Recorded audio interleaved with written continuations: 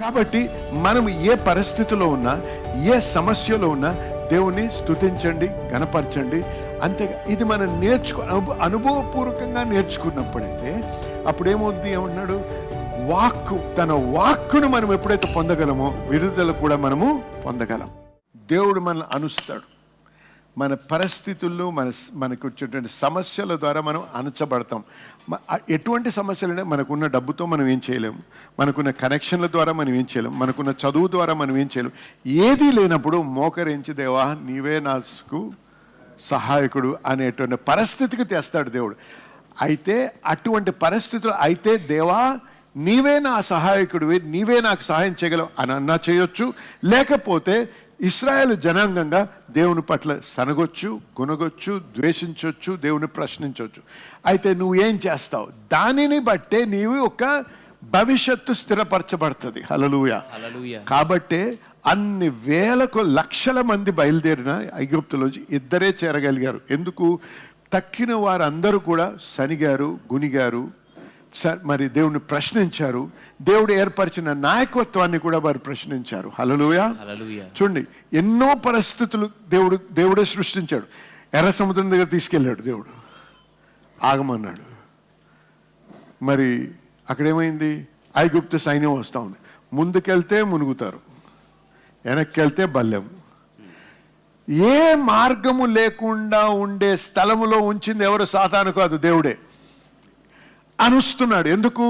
ఆయన పట్ల ఆయన యందు నమ్మకము, విశ్వాసంలో ఎదగాలని. గమనించండి. ఇప్పుడు చూద్దాం ఏం చేయాలనుకున్నాం. 3వ వచనం, ఆహారము వలననే కాక యెహోవా సెలవిచ్చిన ప్రతి మాట వలన నరులు బ్రతుకుదురని నీకు తెలియచేయుటకు ఆయన నిన్ను అణచి నీకు ఆకలి కలుగచేసి నీవే కాని నీ పితరులే కాని ఎన్నడెరుగని మన్నాతో నిన్ను పోషించెను. వినండి, ఇక్కడ మళ్ళీ చదువు. ఆహారము వలననే కాని ఆహారం వలన కాక యెహోవా సెలవిచ్చు ప్రతి మాట వలన నరులు బ్రతుకుదురని నీకు తెలియపరచుటకు ఆయన అనిచాడు. దేవుడు ఎందుకు అనుస్తున్నాడంటే, నీ ఏ సమస్యలో నువ్వు ఉన్నా, ఏ పరిస్థితిలో ఉన్నా, నువ్వు అణచబడినప్పుడు దేవుని వాక్యమే నీకు మార్గము చూపిస్తుంది అని తెలియపరచడానికి. కాబట్టి నీకు కావాల్సింది డబ్బు కాదు, నీకు కావాల్సింది ఇన్ఫ్లుయెన్స్ కాదు, నీకు కావాల్సింది కనెక్షన్ కాదు, నీకు కావాల్సింది పలుకుబడి కాదు, నీకు కావాల్సింది దేవుని మాట. దేవుని మాట దేవుని వెలుగై ఉంటది. హల్లెలూయా. దేవుని మాట మనం ఎప్పుడైతే వినగలమో ఆ మాట ద్వారా మనం విడుదల పొందగలం. హల్లెలూయా. ఇది నేర్పించడానికి చూడండి, మనకి జ్ఞానంగా మన మనసులో మనకి తెలుసు, కానీ అనుభవపూర్వకంగా తెలియాలి. అటువంటి పరిస్థితి వచ్చినప్పుడు ఎటువంటి సమస్యలు ఉన్నా దేవుణ్ణి ప్రశ్నించకు, దేవుణ్ణి ఎదిరించకు, దేవునికి ద్వేషించకు, దేవుని పట్ల ఎటువంటి నెగటివ్ ఫీలింగ్ లేకుండా, ప్రతికూలమైనటువంటి తలంపు లేకుండా, భావం లేకుండా, ప్రభువా నీవే నాకు తోడేనో, నాతో మాట్లాడు, నాకు మార్గము చూపించు ప్రభువా. హల్లెలూయా. చూడండి, యెహోషువ ఎరికో పట్టణాన్ని దేవుడు ఆయనకు వాగ్దానం ఇచ్చాడు తీసుకోమని, కానీ ఇచ్చేశాడు. కానీ ఏ విధంగా చేయాలో ఆయనకు అర్థం కావటం లేదు. సైన్యం ఉంది, కానీ ఆ గోడలు చూసినట్టయితే భయంకరమైన ఎత్తులో ఉన్నాయి. ఎవడు రావటం లేదు, ఎవడు బయటికి వెళ్ళటం లేదు, ఎవడు లోపలికి వెళ్ళటం లేదు. అటువంటి పరిస్థితుల్లో ఏ విధంగా ముందుకు కొనసాగాలో ఆయనకి తెలియదు. అయితే ఈయన ఏం చేశాడు? దేవుని ఎదుట కనిపెట్టాడు. దేవుని వాక్యం ఎప్పుడైతే వచ్చిందో దేవుని మార్గం తెలుసుకున్నాడు ఆయన. హల్లెలూయా. కాబట్టి జనులారా, మన భవిష్యత్తు గురించి, మన ఉద్దేశాలు, లేకపోతే మనం ఏం చేయాలి, మన జీవితంలో ఏం చేయాలి, మనం ముందుకు, యవనస్తులు వినండి, మీరు ఆ దేశంకి వెళ్తేనే నేను బాగుపడతాను అని నీ అంతట నువ్వు నిర్ణయం తీసుకొని దేవా నన్ను ఆశీర్వదించు అంటే కుదరదు. దేవుడు మన ఆశలను బట్టి దీవించేవాడు, ఆయన ఉద్దేశాలని బట్టి దీవిస్తాడు దేవుడు. ఎప్పుడైతే మన ఆశలు ఆయన ఉద్దేశానికి అనుకూలం ఉంటే అప్పుడే దేవుని యొక్క ఆశీర్వాదం మనము పొందగలం. అంతేకాని మనమే డిసైడ్ చేసుకొని ఆయన ఉద్దేశానికి వ్యతిరేకంగా ఉన్నట్టయితే దేవుడు దీవించడానికి బద్ధుడై లేడు. హల్లెలూయా. కానీ ఎప్పుడైతే మనం అణచబడతామో, హల్లెలూయా, దేవుడు అనుస్తున్నాడు. ఎందుకు? మనం అనుకున్నది జరగదు, మనం చేయాలనుకున్నది జరగదు. లేకపోతే వీసాకి అప్లై చేస్తే వీసా రాదు. వింటున్నారా యవనస్తులారా? వీసా వచ్చినా అక్కడికి వెళ్ళినప్పుడు ఇక్కడికంటే నరకంగా ఉంటుంది. అనేక మంది కెనడా అని పరిగెత్తారు. ఇప్పుడు అక్కడి నుంచి వచ్చేయాలని ప్రయత్నం చేసే వాళ్ళు చాలామంది ఉన్నారు. మనం రీసెంట్గా న్యూస్లో ఉంది, ఇండియన్స్కి చాలామంది అక్కడికి వెళ్ళారు. వాళ్ళకి వచ్చి ఒకటే ఒక మందు ఉందట, ఏంటంటే డ్రగ్స్ అంట. అటువంటి పరిస్థితులు ఏర్పడుతున్నాయి అక్కడ. కాబట్టి దయచేసి ప్రార్థన చేసి, అంటే కెనడా వెళ్ళొద్దని నేను బోధించడం లేదు, ఇక్కడ ప్రార్థన చేయండి. అటువంటి పరిస్థితుల్లో దేవుడు నడిపిస్తే వెళ్ళండి. కానీ ఏదో అక్కడ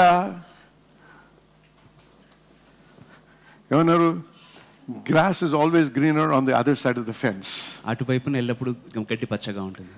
ఇక్కడ నుంచి చూస్తే అటు చాలా బాగుంది అంటారు అనిపిస్తుంది. కానీ తెలుగులో ఇంకో సామెత ఉంది, ఏమనుంది, దూరపు కొండలు అలాగే ఉంటుంది. కాబట్టి దేవునికి అన్నీ కనపడతాయి, మనకు కనపడవు దూరం నుంచి. ఆమేన్.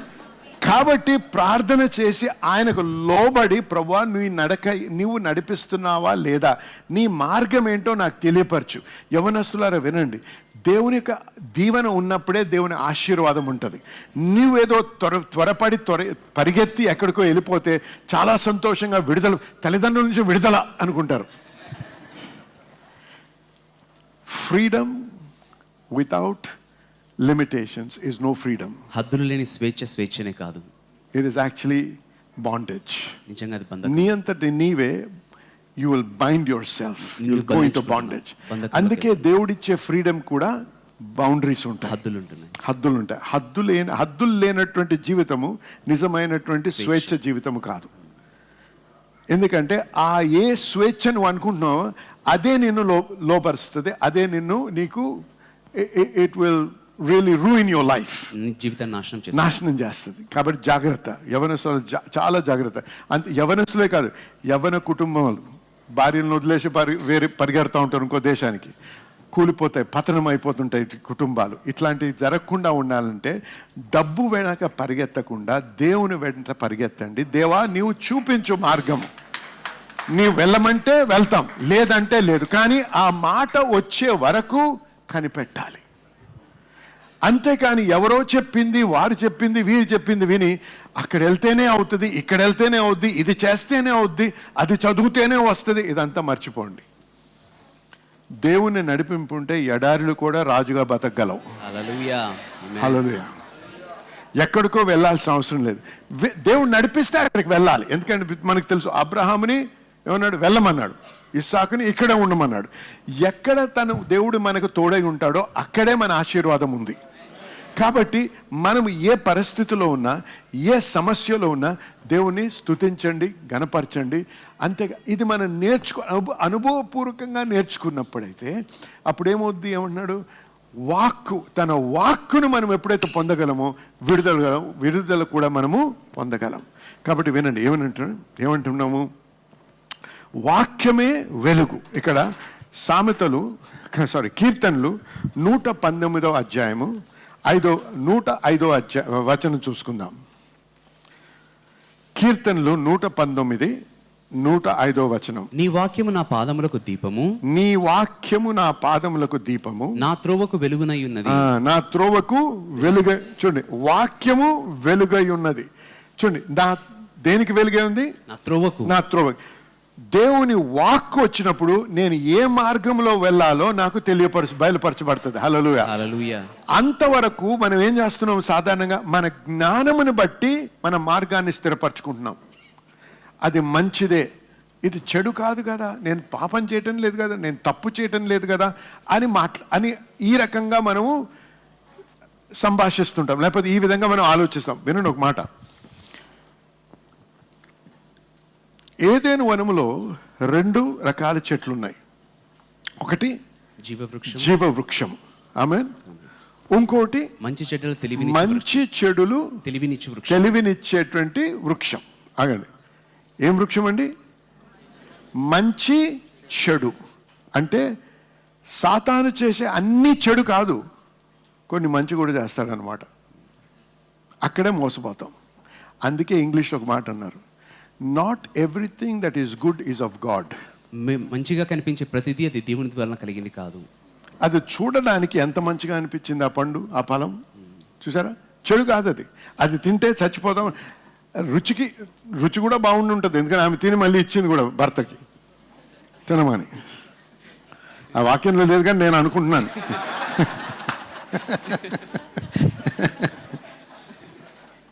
సాధారణంగా బాగుందంటే షేర్ చేస్తాం కదా ఒకరితో, అలా చేసి ఉంటుంది ఆ అవ్వ కూడా.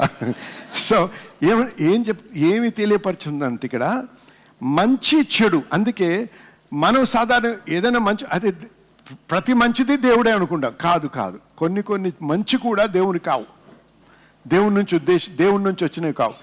కాబట్టే ప్రార్థన అవసరం, కాబట్టే ఆయన దగ్గర కనిపెట్టడం అవసరం. దేవా చూడ్డానికి బాగుంది, ఏమన్నాడు? అవ్వ చూడడానికి బాగుంది అన్నది. చూసారా? చూడడానికి బాగుంది, ఆలోచనకు బాగుంది. ఏ విధంగా నేను తప్పు చేస్తున్నట్టు అనిపించటం లేదు. ఇది నిజంగా పాపము కాదు, కాబట్టి ఇది నీవే అనుకోవడం తప్పు. అందుకే నేను బోధిస్తాను ఎప్పుడు, మనం తలుపు తెరవబడ్డది కాబట్టి ఇది దేవుంది అనుకోకండి, తలుపు మూయబడ్డది కాబట్టి దేవుంది కాదు అనకండి. ఎందుకంటే ఒక్కోసారి దేవుడు తలుపు మూసింది విప్పుతాడు. ఏమన్నాడు? నేను తెరిచిన తలుపులను ఎవడు మూయలేడు. చూసారా? ఆయన మూసిన తలుపును ఎవడు విప్పలేడు. గమనిస్తున్నారు కదా? కాబట్టి మనము నేర్చుకోవాల్సిన విషయం ఏంటంటే, దేవా ఆయన దగ్గర మనం కనిపెట్టి మనం ఎరగాలి. ఎందుకు? ఆయన మాట, ఆయన వాక్యం వచ్చినప్పుడు అది మన మార్గానికి వెలుగవుద్ది. ఆ మార్గంలో నడిచినప్పుడే ఎటువంటి ఆటంకం వచ్చినా, ఎటువంటి శోధన వచ్చినా జయించగలిగే శక్తి, విశ్వాసం మనకి దేవుడు తన వాక్యం ద్వారా మనకి అనుగ్రహిస్తాడు. హల్లెలూయా. కానీ ఎప్పుడైతే అనుమానంతో మనం ముందుకు అడుగేస్తామో, అప్పుడు ఏదైనా శోధన వచ్చినా, ఎటువంటి ఇబ్బంది వచ్చినా దాన్ని జయించడానికి మనకు కావాల్సిన విశ్వాసం కూడా ఉండదు. అనుమానంలో ముందుకు వెళ్తూ ఉంటాం. అందుకే ఎక్కడో ఒక దగ్గర దెబ్బతిని మనం నష్టపోతాం. అర్థమైంది వారు? ఆమె చెప్పండి. సో ఏమన్నాడు ఇక్కడ? నీ వాక్కు నా పాదములకు దీపము, నా పాదములకు దీపము, నా త్రోవకు వెలుగు. తన వాక్కు గమనించండి, ఇక్కడ దేవుని వాక్యమే వెలుతురు కలిగిస్తుంది. The word of God creates light or produces light. దేవుని వాక్యం వెలుతురును కలుగ చేస్తుంది. ఆమేన్. చూడండి, ఇప్పుడు ఆదికాండము 1వ అధ్యాయం 2-3 వచనాలు చూసుకుందాం. ఆదికాండం 1వ అధ్యాయం 2వ వచనం 3వ వచనం. భూమి నిరాకారముగాను శూన్యముగాను ఉండెను. భూమి నిరాకారముగాను శూన్యముగా. గమనించండి, నిరాకారము శూన్యముగా ఉంది. చీకటి అగాధ జలముల పైన కమ్మి ఉండెను. దేవుని ఆత్మ జలముల పైన అల్లాడుచుండెను. గమనించండి, ఇక్కడ ఎలా ఉంది పరిస్థితి? కన్ఫ్యూజన్ అంటాం ఇంగ్లీష్లో, అవునండి. అయోమయమైన పరిస్థితి, అంతా వాయిడ్ అండ్ ఖయాస్. ఏమన్నారు? శూన్యముగా నిరాకారముగాను ఉండెను, చీకటి ఉండెను. Darkness, void. అటువంటప్పుడు పరిశుద్ధాత్ముడు సంచరిస్తూ ఉన్నాడు. దేవుడు ఇప్పుడు నూతనముగా సృష్టించాలని ఉద్దేశిస్తూ ఉన్నాడు. కానీ ఆయన సృష్టించక ముందు తన ఆత్మలో సంచరిస్తూ ఉన్నాడు.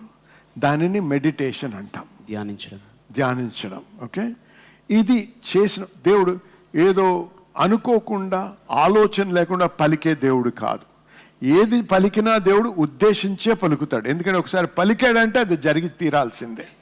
ఆమేన్. వినండి, అయితే ఈ విధమైనటువంటి పరిస్థితిలో ఎటువంటిదండి? శూన్యము, చీకటి, అగాధము, ఇటువంటి పరిస్థితి ఉంది. అనేక సార్లు మన జీవితంలో కూడా ఇటువంటి సమస్యలు వస్తూ ఉంటాయి. మనకి ఏమీ అర్థం కాదు, ఎటు వెళ్ళాలో తెలియదు, ఏ నిర్ణయం తీసుకోవాలో తెలియదు, ఎడమకి తిరగాల, కుడికి తిరగాల, ఏం చేయాలి, అప్పు తీసుకోవాలా తీసుకోవద్దా, ఎలా మాట్లాడాలి, ఏం చేయాలి, ఒక రకమైన కన్ఫ్యూజ్డ్ స్టేట్లో ఉంటాం అప్పుడప్పుడు మన పరిస్థితులను బట్టి. ఆ టైంలో ఏం చేయాలి, మరి ఏం కావాలి?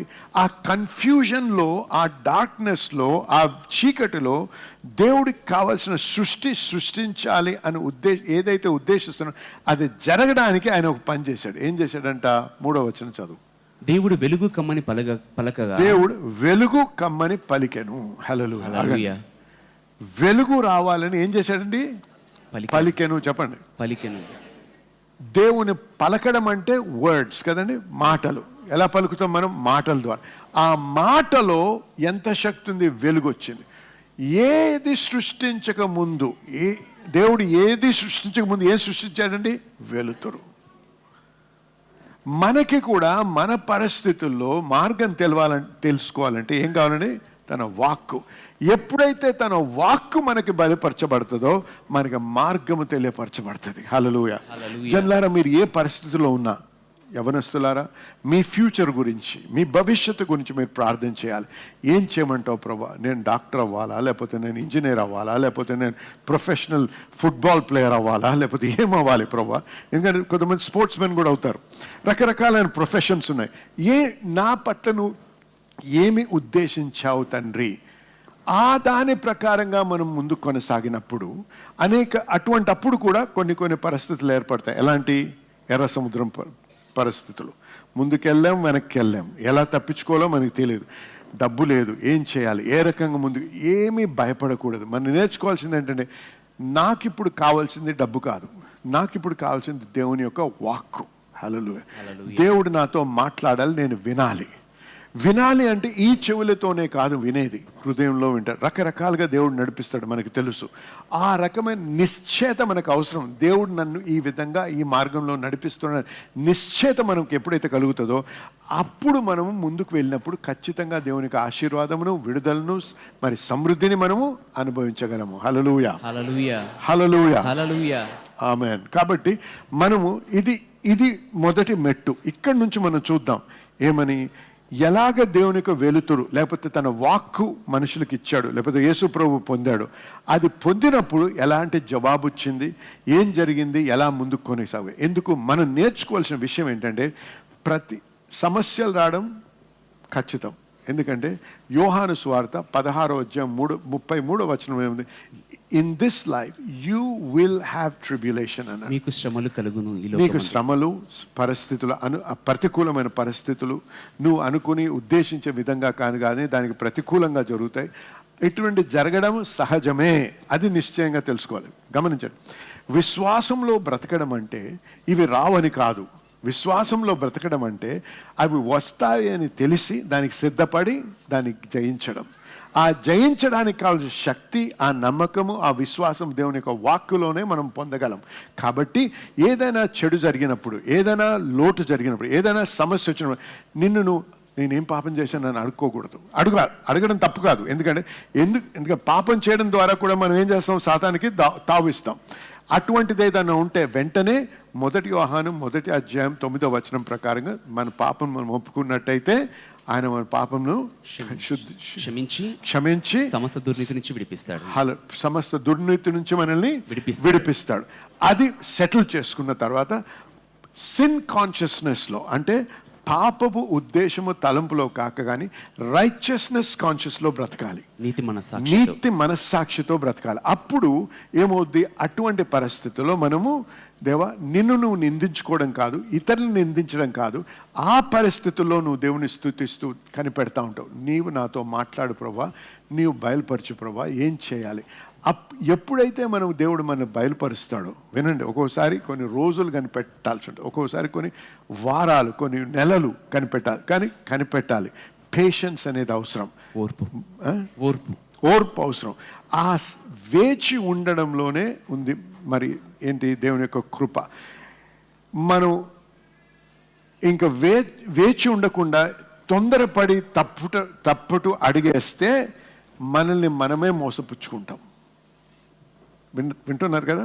కాబట్టి మనం వేచి ఉండి ప్రభా నీవు నాకు బయలుపరచు అని ప్రార్థన చేసి వేచి ఉండి కనిపెట్టినప్పుడు దేవుడు మన మనసుతో మనతో మాట్లాడతాడు.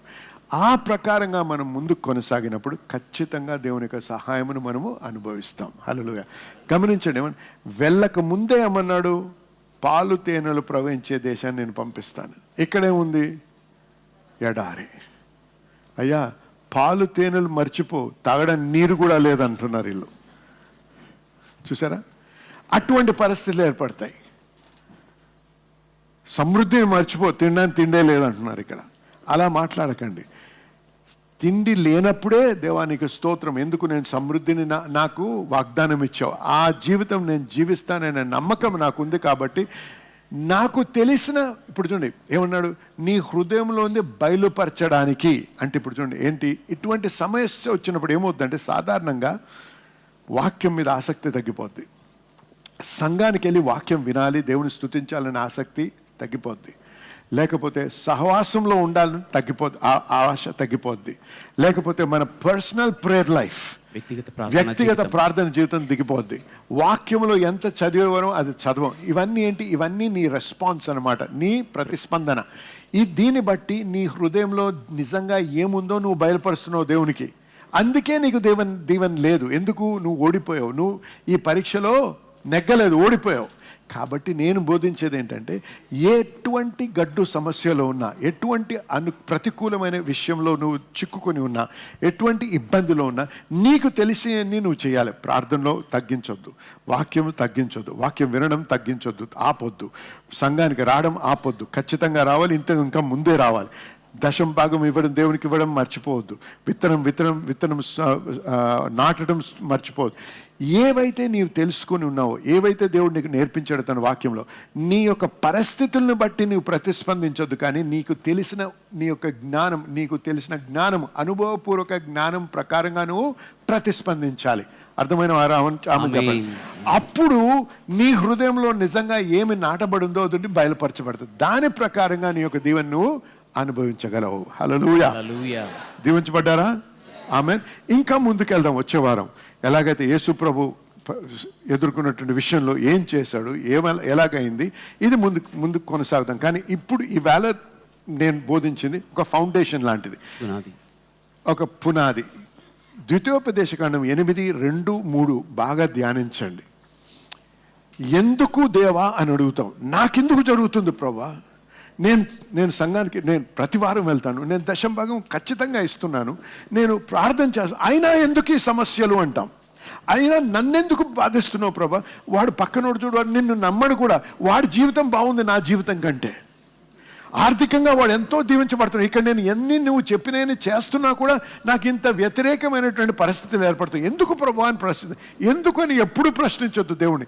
నీవు దేవుణ్ణి నిజంగా నమ్మినట్టయితే, ఆయన నీతో ఉన్నాడు అనే నిశ్చయత నీ హృదయంలో ఉన్నట్టయితే దేవుణ్ణి ప్రశ్నించకూడదు, కానీ దేవునికి లోబడాలి. దేవుడు మర్చిపోకండి, నన్ను అనుస్తున్నాడు. హల్లెలూయా. ఎందుకు అనుస్తున్నాడు? ఆయన వాక్యము ద్వారానే నేను జీవించాలని దేవుడు నాకు నేర్పిస్తున్నాడు. కాబట్టి ఏమన్నాడు? Man shall not live by bread alone, but by every word that proceedeth out of the mouth of God. మనిషి రొట్టె వలన మాత్రము కాదు కానీ దేవుని నోటి నుంచి వచ్చే ప్రతి మాటను బట్టి జీవిస్తాడు. హల్లెలూయా. ఆ మాట కొరకు మనం కాంక్షించాలి, ఆ మాట కొరకు మనము కనిపెట్టాలి, ఆ మాట కొరకు దీనిని బట్టే మనం ఉపవాసం ఉండాలి, దీనిని బట్టే మనం ప్రార్థించాలి. ప్రభువా నీ మాట కావాలి, నీవు నాతో మాట్లాడు, నీవు నాకు ప్రత్యక్షత కలిగించు, నీవు నాకు ఆ యొక్క ఆశీర్వాదం కలిగించు ప్రభు. ఇటువంటి లోతైనటువంటి అనుభవంలోకి నడిపించాలని, ఆ వాక్యం మీద ఆధారపడి జీవించాల్సిన జీవితం మనం అనుభవించాలని, ఆ రకంగా ముందుకు కొనసాగాలని దేవుడు మన పట్ల ఉద్దేశిస్తున్నాడు. హల్లెలూయా. హల్లెలూయా. ఆమేన్. జీవించబడ్డారా? చూసారా ఎంత కష్టపడ్డాను ఈరోజు, అయినా మీ కొరకు చేస్తున్నాం. హల్లెలూయా. దేవుడికి స్తోత్రం. అర్థమైంది కదా? ఆమేన్.